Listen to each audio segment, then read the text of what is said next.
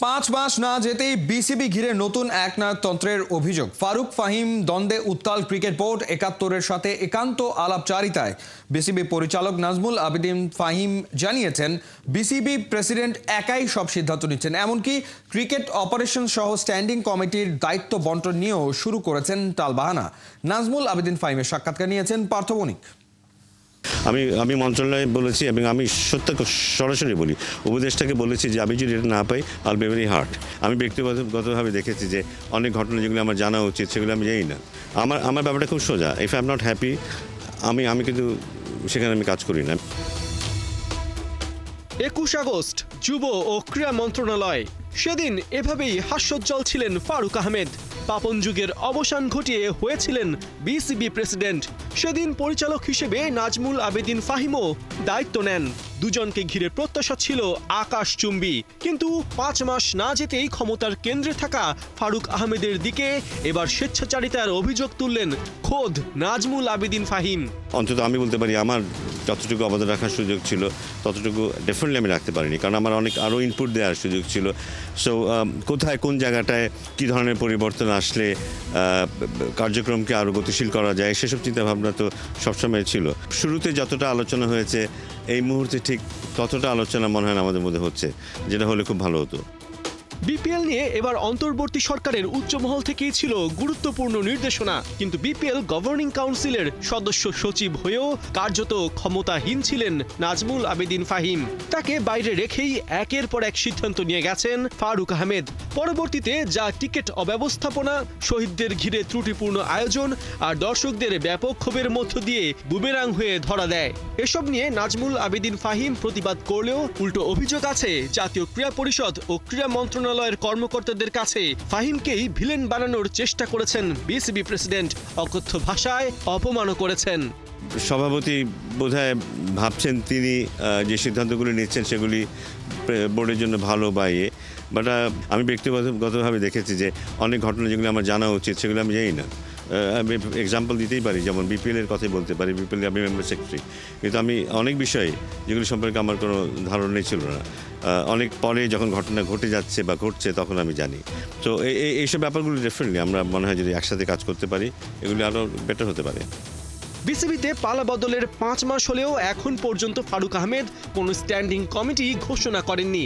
এমনকি নাজমুল আবেদিন ফাহিম ক্রিকেট অপারেশনসের দায়িত্ব চেয়ে রাখলেও বিসিবি প্রেসিডেন্ট নিজেই জাতীয় দলের দেখভাল করছেন। বিসিবি প্রধানের এমন আচরণে পদত্যাগের হুঁশিয়ারি দিয়েছেন ফাহিম। বিসিবি প্রধানের একটা ইচ্ছা রয়েছে, তিনি ক্রিকেট অফিসের প্রধানের দায়িত্বে একজন ন্যাশনাল ক্রিকেটারকে তিনি আনতে চান। আবার এদিক থেকে আপনারও ইচ্ছে রয়েছে ক্রিকেট অপারেশনস নিয়ে কাজ করার, যেটা আমরা জানতে পেরেছি। এই দ্বিমুখী অবস্থান কতটা সত্য এবং এর পেছনে কারণগুলো কি কি? এই বোর্ডে আমরা যদি আমি এবং আমাদের প্রেসিডেন্ট এই দুজনই কিন্তু যুক্ত হয়েছে শেষে এসে, যারা এই গণ আন্দোলনের যে স্পিরিট, সেই স্পিরিটের সাথে একত্রতা আমাদের আছে বলেই আমরা কিন্তু এখানে এসেছি। এবং এখানে ক্রিকেট অপারেশনসের মতো একটা গুরুত্বপূর্ণ বিভাগে আমাদের কারো থাকা উচিত। আমি মন্ত্রণালয়ে বলেছি এবং আমি সত্য সরাসরি বলি, উপদেষ্টাকে বলেছি যে আমি যদি এটা না পাই আল বি ভেরি হার্ট। আমার কাছে মনে হবে যে আমরা ঠিক কাজটা করছি না। এই ৫ মাসের মধ্যে মনে হয়েছে আপনার যে এই যে মানসিক তৃপ্তি আপনি যে কথাটা বললেন সেটা আপনি পাচ্ছেন না, বা আপনার কুইট করতে হবে, এই ধরনের কোনো ধরনের চিন্তাভাবনা কি মাথায় এসেছে? আসেনি তা বলবো না। আমি দুজনকে বলেছিলাম যে মাঝে মধ্যে আমারটা মনে হয়েছে আরও ভালো হবার সুযোগ ছিল, মানে আরও মন খুলে কাজ করার সুযোগ ছিল। সেটা বোধহয় হচ্ছে না। পার্থ বণিক, ৭১। বাজে ব্যবহার না, জোরে কথা বলেছি। নাজমুল আবেদিন ফাহিমের সঙ্গে দ্বন্দ্বের প্রশ্নে এমনটাই বলেছেন বিসিবির সভাপতি। সিলেটে বোর্ডের এই দুই হাই প্রোফাইল আলাদা আলাদা যান ভেন্যু পরিদর্শনে। বোর্ড প্রেসিডেন্টের দাবি সবকিছু নাকি ঠিক হয়ে যাবে সিলেট থেকেই। বিস্তারিত জানাচ্ছেন নাইয়ান বিন জসিম।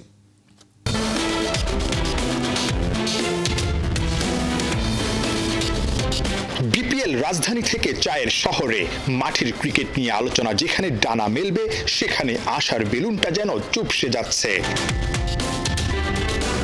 মাঠের ক্রিকেট আউট, বিসিবি সভাপতি আর বোর্ড ডিরেক্টর ফাহিমের দ্বন্দ্ব টক অব দ্য টাউন।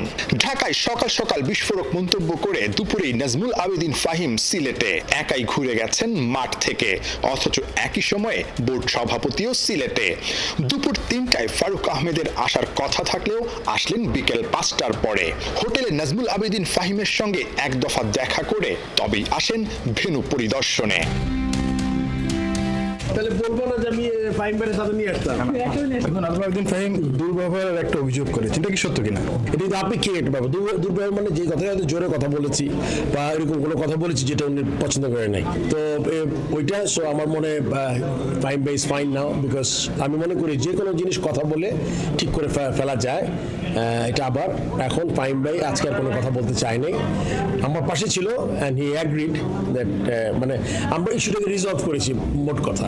ভালোভাবে কাজ করতে পারছেন না আপনারই একজন সহকর্মী বা বোর্ড ডিরেক্টর নাজমুল আবেদিন ফাহিম, তিনি পদত্যাগও করতে চেয়েছেন।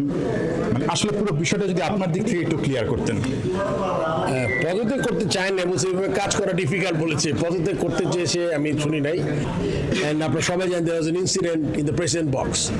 আমি বলেছি নো কমেন্ট, এখনো বলছি no comment, but it was সব কিছু মিলিয়ে এমন একটা সিচুয়েশন ছিল যে it was not very good.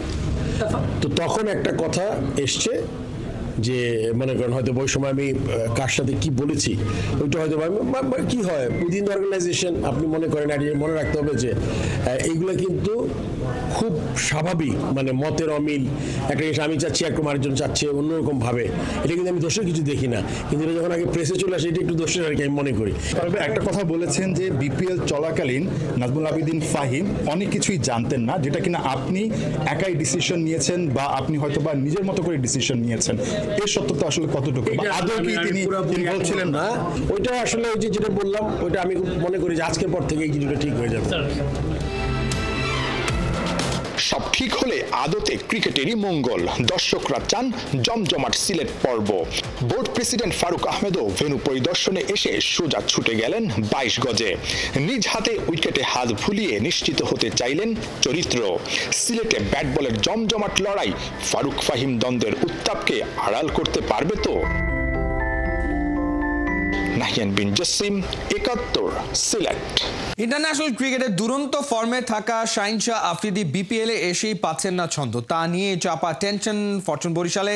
Sylhet পর্বে তবুও নির্ভর দেখা গেছে বরিশাল ক্যাপ্টেন তামিম ইকবালকে। তবে কাদের ভরসায় আত্মবিশ্বাসী ডিফেন্ডিং চ্যাম্পিয়নরা? কেমনই বা হলো তাদের প্রস্তুতি? বিস্তারিত রায়ান আহমেদের রিপোর্টে। একদিকে গা গরম করছেন রিয়াদ মোহাম্মদ নবীরা, অন্যদিকে শাহিন আফ্রিদি তখন বসে বসে দেখছে দৃশ্য। খানিক বাদে কিছুক্ষণ হেঁটে এসে বসে পড়লেন, হাতে নাস্তা। দেখলে মনে হবে বেশ চিল মুডেই আছেন শাহিন, তবে বাস্তবতা বলছে ভিন্ন কথা। ফরচুন বরিশালের জার্সিতে এবার বিপিএল এর প্রথম 2 ম্যাচেই পাকিস্তানি এই ইগল ছিলেন উইকেট শূন্য। প্রথম ম্যাচে 4 ওভারে রান দিয়েছিলেন 33, এর দ্বিতীয়টিতে 3 ওভারেই 31। 5 ম্যাচের জন্য বরিশালে খেলতে আসা শাহিনের বোলিং এর ছন্দ খুঁজে না পাওয়া নিঃসন্দেহে খানিকটা চাপ তৈরি করছে ডিফেন্ডিং চ্যাম্পিয়নদের জন্য। তবে শাহিন যেন ছন্দ পেতে নির্ভর থাকাকেই মন্ত্র মানছেন। নির্ভর দেখা গেছে বরিশাল ক্যাপ্টেন তামিম ইকবালকেও। অবশ্য থাকবেনই না কেন, চাপ যেমন আছে বরিশালে তেমনই আছে দলকে চাপমুক্ত রাখার নায়ক মাহমুদুল্লাহ রিয়াদও। ফিনিশিং এ যার ব্যাট স্বস্তি দিচ্ছে দলকে। ইন্টারন্যাশনাল ক্রিকেটের ফর্ম যিনি টেনে এনেছেন বিপিএলেও। প্রথম ম্যাচেই অসুস্থ সন্তানকে হাসপাতালে রেখেও খাদের কিনারে থাকা দলকে টেনে তুলে খেলেছেন 26 বলে 56 রানের ইনিংস, হয়েছেন ম্যাচ সেরাও। এর আগে চোট পেয়ে মাঠ ছাড়া মুশফিককে আজ দেখা গেল ব্যাট হাতে তৈরি হতে, যেন কোনো কিছুই থামাতে পারবে না মিস্টার ডিপেন্ডেবলকে। আরেকদিকে ক্যারিবিয়ান কাইল মায়ার্স তখন হাঁকাচ্ছেন একের পর এক বিশাল বিশাল ছক্কা, যার কয়েকটিতে বল চলে গেছে স্টেডিয়ামের বাইরেই। মায়ার্সের ব্যাটে আগুন যেন আভাস দিয়ে গেল বরিশালের ছন্দে ফেরার। Ryan Ahmed, 71। We are proud partner of defending champion Fortune Borishal. Legends, local heroes, foreign stars, all are glittering, powering a connected Bangladesh. নতুন বছরের শুরুটা ভালো হলো না। ১৯ না পেরোনো বাংলাদেশ নারী ক্রিকেট দলে শ্রীলঙ্কার বিপক্ষে ৪ ম্যাচে টি-20 সিরিজের প্রথমটাতে ৫ উইকেটে হেরেছে টাইগ্রেসরা। চলতি মাসের ১৮ তারিখ থেকে মালয়েশিয়ায় শুরু হতে যাচ্ছে অনূর্ধ্ব-১৯ নারী টি-20 বিশ্বকাপ। তার আগে নিজেদের প্রস্তুতি ঝালিয়ে নিতে শ্রীলঙ্কায় সিরিজ খেলছে বাংলার মেয়েরা। থার্সডানে প্রথম ম্যাচে নির্ধারিত ওভারের আগেই মাত্র ১০৯ রানে গুটিয়ে যায় সুমাইয়া আক্তারের দল। দলের হয়ে সর্বোচ্চ ৩৪ রানের ইনিংসটি আসে জান্নাতুল মাওয়ার ব্যাটে। সহজ লক্ষ্য তারাই নিয়মিত বিরতিতে উইকেট হারালেও জয় পেতে খুব একটা কষ্ট হয়নি লঙ্কানদের। ৭ বল ও ৫ উইকেট বাকি থাকতে জয় তুলে নেয় স্বাগতিকরা। দলের হয়ে ৩০ বলে ২৯ রান করে অপরাজিত ছিলেন ভিমুস্কা বালাসুরিয়া।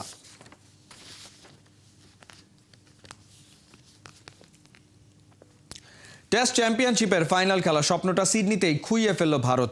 শেষ টেস্টে অস্ট্রেলিয়া ৬ উইকেটে জিতে টেস্ট চ্যাম্পিয়নশিপের গ্র্যান্ড ফাইনালে সাউথ আফ্রিকার বিপক্ষের স্পটটা নিশ্চিত করল। খালিদ জামিল জানাচ্ছেন বিস্তারিত। বর্ডার গাভাস্কার ট্রফিতে অস্ট্রেলিয়া ভারতের মধ্যে উত্তেজনা চরমে। মেলবোর্নে চলা নানা নাটক সিডনিতে এসে যেন রূপ নিল সিনেমায়। রোহিত শর্মার এক্সক্লুশন আর তা থেকে টেস্টে তার অবসরের গুঞ্জন, ভাইস ক্যাপ্টেন বুমরার ইনজুরি নিয়ে হাসপাতালে যাওয়া আর বিরাট কোহলির স্যান্ড পেপার গেট কেলেঙ্কারিকে স্মরণ। তবে দিন শেষে সবকিছু থমকে গেল ভারতের শোচনীয় পরাজয়ে। সিডনি ক্রিকেট গ্রাউন্ডের ম্যাচের তৃতীয় দিনে নিজেদের দ্বিতীয় ইনিংসে মাত্র ১৫৭ রানেই অল আউট হয়ে যায় টিম ইন্ডিয়া। এক ঋষভ পান্ট করেছেন সর্বোচ্চ ৬১। তাদের এই ব্যাটিং কলাপসে অজিদের সামনে দাঁড়ায় ১৬২ রানের টার্গেট। ইকুয়েশন বলে তাতেই প্রায় এক যুগ পর বর্ডার গাভাস্কার ট্রফি রিক্লেম করতে পারবে অস্ট্রেলিয়া। আইসিসি টেস্ট চ্যাম্পিয়নশিপের ফাইনাল স্পটটাও টানা দ্বিতীয়বারের মতো হবে নিশ্চিত। ১৪১ রানে ৬ উইকেট হারিয়ে দিন শুরু করা ভারত বাকি ৪ উইকেট হারায় মাত্র ১৬ রানের ব্যবধানে। রবীন্দ্র জাদেজাকে ১৩ আর ওয়াশিংটন সুন্দরকে ১২ রানে ফিরিয়ে দিয়ে এই ডাউনফলের শুরুটা করেন অজি পেসার প্যাট কামিন্স। বাকি কাজটা সেরেছেন স্কট বোল্যান্ড। মোহাম্মদ সিরাজ আর জাসপ্রীত বুমরাকে তুলে নিয়ে এই ইনিংসে মোট ৪৫ রান দিয়ে ৬ উইকেট শিকার করেন এই অজি। ২ ইনিংস মিলিয়ে ৭৬ রান দিয়ে টেস্টে নিজের ক্যারিয়ারের প্রথম ১০ উইকেট নেন বোল্যান্ড। সিডনির মাঠে এমন কীর্তি গড়ার নজির এটা চতুর্থবার। তবে ৫০+ উইকেট শিকারীদের মধ্যে তার ১৭.৬৬ বোলিং গড় ১১১ বছরের মধ্যেই সর্বোচ্চ সাফল্য। ভারত হেরেছে ৬ উইকেটে। প্রসিদ্ধ কৃষ্ণার ৩ উইকেট শিকার করেছিলেন। উসমান খোয়াজা আউট হন ৪১ রানে। বাকি কাজটা হয়ে গেছে ৩৪-এ ট্রাভিস হেড আর ওয়েবস্টারের ৩৯ রানের অপরাজিত ইনিংসে। তাতেই নিশ্চিত হয়েছে অস্ট্রেলিয়ার টেস্ট চ্যাম্পিয়নশিপের ফাইনাল। পার্থে হারের পর বাকি সময়টা ভারতকে পাত্তাই দেয়নি স্বাগতিকরা। খালিদ জামিল, ৭১। একদিকে অজিদের হাতে বর্ডার গাভাস্কার ট্রফি, অন্যদিকে নতুন বিতর্কে বিরাট কোহলি। মাইলস্টোন থেকে এক ধাপ দূরে থেকে স্মিথ আউট হলে ভিন্ন উদযাপন করেন ভারতীয় ব্যাটার। স্মিথকে মনে করিয়ে দেন স্যান্ড পেপার কেলেঙ্কারির কথা, যদিও বিরাট সমর্থকরা বলছেন এসব শুধু মজা। কোহিনুর গনা report. All eyes on Sydney. Standing ovation দিতে প্রস্তুত অজি সমর্থকরা। নার্ভাস ৯,৯৯৯ দাঁড়িয়ে স্টিভ স্মিথ। কিন্তু হায়, মাথায় হাত গ্যালারিতে বসে থাকা স্মিথ পত্নীর স্নায়ুযুদ্ধের সাথে বোধহয় পেরে উঠলেন না। মাইলস্টোন থেকে এক স্টেপ দূরে থেকে ফিরতে হলো অজি ব্যাটারকে। টেস্ট ইতিহাসে দ্বিতীয় ব্যাটার হিসেবে ৯,৯৯৯ রানে আউট হলেন স্টিভ স্মিথ। এর আগে ২০১১ সালে সাউথ আফ্রিকার বিপক্ষে মাহেলা জয়বর্ধনেও আউট হন ৯,৯৯৯ রান করে। স্মিথ ফিরতে সিডনিতে ভিন্ন উদযাপনে মাতেন বিরাট কোহলি। অজি সমর্থকদের উদ্দেশ্য করে নিজের খালি পকেট দেখাতে শুরু করেন। এক পর্যায়ে ট্রাউজারের ভেতরেও দেখান, বোঝানোর চেষ্টা করেন কোহলিদের কাছে কোনো স্যান্ড পেপার নেই। যারা ভাবছেন এমন উদযাপনের কারণ কি, তাদের ফিরতে হবে সিডনি টেস্টের দ্বিতীয় দিনে একটা ভিডিওতে। জসপ্রীত বুমরা নিজের জুতা খুলে পরিষ্কার করছেন, আর সেই জুতা থেকে স্যান্ড পেপারের মতো কিছু একটা দেখা যাচ্ছে, যা কিনা বুমরা আবার নিজের হাতে লুকিয়ে ফেলারও চেষ্টা করেন। এমন কথাও ওঠে, এই অভিযোগ ঢাকতেই নাকি বুমরার ইনজুরি নাটক সাজায় ভারত। যদিও এমন কোনো অভিযোগ নিয়ে দায়িত্বশীল জায়গা থেকে এখনো পর্যন্ত আসেনি কোনো মন্তব্য। ক্রিকেট দুনিয়ায় স্যান্ড পেপার কেলেঙ্কারি ঘটিয়েছিল খোদ অস্ট্রেলিয়া। 2018 সালে অস্ট্রেলিয়ার সাউথ আফ্রিকা সফরে কেপটাউন টেস্টে বলের এক পাশ রাফ করতে স্যান্ড পেপার ব্যবহার করেছিল স্টিভ স্মিথের নেতৃত্বাধীন দল। বলে স্যান্ড পেপার ঘষেছিলেন ক্যামেরন ব্যানক্রফট। এর দায়ে স্মিথ আর তার সহকারী ডেভিড ওয়ার্নারকে 1 বছরের জন্য সব ধরনের ক্রিকেট থেকে নিষিদ্ধ করেছিল ক্রিকেট অস্ট্রেলিয়া। পাশাপাশি আজীবনের জন্য তাদের নেতৃত্বে নিষেধাজ্ঞা দেয়া হয়। ব্যানক্রফট ব্যান হয়েছিলেন 9 মাসের জন্য। সেই নিষেধাজ্ঞা কাটিয়ে স্মিথ লিখেছেন কামব্যাকের গল্প। আর সেই স্মিথকে খোঁচা দিতে স্লেজিংয়ের এমন পথ বেছে নিয়েছেন বিরাট কোহলি। বর্ডার গাভাস্কার সিরিজ জুড়ে ব্যাট শান্ত থাকলেও অশান্ত ছিল কোহলির মেজাজ। নিজের ভুল শুধরানোর চেয়ে স্লেজিংয়েই ছিল বেশি মনোযোগ। তাই তো অনেকেই বলছেন অস্ট্রেলিয়ার মাটিতে পারফরম্যান্স নয়, নিজের ক্যারিয়ারের সম্ভাব্য শেষ টেস্টটা এমন কাণ্ড ঘটিয়েই স্মরণীয় করে রাখতে চান কিং কোহলি। কোহিনুর কণা, ৭১। তৃণমূল থেকেই উঠে আসে খেলোয়াড়, ওদের জন্যই জেলা বিভাগের সব মাঠ। কতটা অযত্ন আর অবহেলায় থাকলে একটা স্টেডিয়াম হয়ে ওঠে গবাদি পশুর অভয়ারণ্য। ঝালকাঠি জেলার বীরশ্রেষ্ঠ শহীদ ক্যাপ্টেন মহিউদ্দিন জাহাঙ্গীর স্টেডিয়ামের অবস্থা দেখলে চমকে উঠবে যে কেউ। তরুণ সরকারের পাঠানো তথ্য ও ছবিতে প্রতিবেদন। Greatest of all time goat. খেলাধুলার বিশ্বমঞ্চে গোট নিয়ে সবসময় চলে তর্ক, অথচ ঝালকাঠির জেলা স্টেডিয়ামে ছাগলের ছড়াছড়ি, ওদের অবাধে ঘোরাফেরা। অবলা প্রাণীকে ভালোবেসে দেওয়া হয় পূর্ণ স্বাধীনতা। খালি চোখে এটা অনেক বড় উদারতা। প্রশ্ন ওঠে তখনই যখন এই স্টেডিয়ামের সাথে জড়িয়ে একজন বীরশ্রেষ্ঠের নাম। ঝালকাঠি জেলার শহীদ ক্যাপ্টেন মহিউদ্দিন জাহাঙ্গীর স্টেডিয়ামে ছাগল নয়, গরু গাভীও দিনভর চড়ে বেড়ায়। জেলা পর্যায়ের এই মাঠ যেন ব্যবহার হচ্ছে হাঁস মুরগি সহ গবাদি পশুর লালন পালনে। গোটা স্টেডিয়াম জুড়েই যেন অব্যবস্থাপনার ছাপ। শেষ কবে কোনো দর্শক এই গ্যালারিতে বসে কোনো ম্যাচ দেখেছেন সেটা নিয়ে তৈরি হয় সংশয়। সংস্কার করা হয়নি, তাই ভেঙে রয়েছে গেট, সীমানা প্রাচীর। দিনে গরু ছাগলের প্রবেশ আর রাতে চলে মাদকসেবীদের আড্ডা। গরু ছাগল উইকেটটি নষ্ট করে দেয়, রাত্রে মাদকের আসর বসে। আমি একদিন এখানে প্র্যাকটিস আসছি, অনেকদিনই দেখছি যে এখানে মাদক নিয়ে খাচ্ছে। গেট তো ঠিক না ভালো রকমের, যার কারণে ভাঙাচুরা, যার কারণে লোকজন বাইরে ঢোকে। যেখান থেকে উঠে আসার কথা আগামী দিনের খেলোয়াড়, বছরব্যাপী থাকবে খেলাধুলার নানা আয়োজন। সেখানে নিয়মিত অনুশীলন চালিয়ে নেওয়াটাই কঠিন হয়ে ওঠে স্থানীয় ক্রীড়াবিদদের।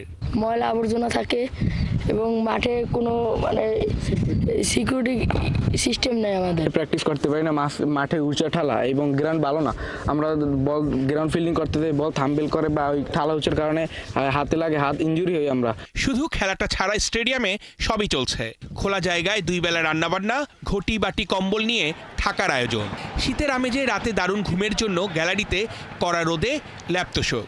চারিদিকের এই ময়লার স্তূপ সরিয়ে কবে ঝালকাঠি জেলার এই স্টেডিয়ামটা হতে পারে খেলাধুলার জন্য সচল? বিভিন্ন রকম টুর্নামেন্টের আয়োজন কার্যক্রম চলমান আছে। আমরা আশা করছি অচিরেই বিভিন্ন রকম খেলাধুলার আয়োজন করে আমরা ঝালকাঠির ক্রীড়াঙ্গনকে আবার সরব করে ফেলতে পারবো। 9 একর জমির ওপরে এই স্টেডিয়ামটি জাতীয় ক্রীড়া পরিষদ বুঝে পায় 2007 সালে। 7 কোটি টাকা ব্যয়, 7 বছর ধরে চলে নির্মাণ কাজ। তারপর থেকেই যেন সঙ্গী অযত্ন, অবহেলা। অর্ণব বাপি, ৭১।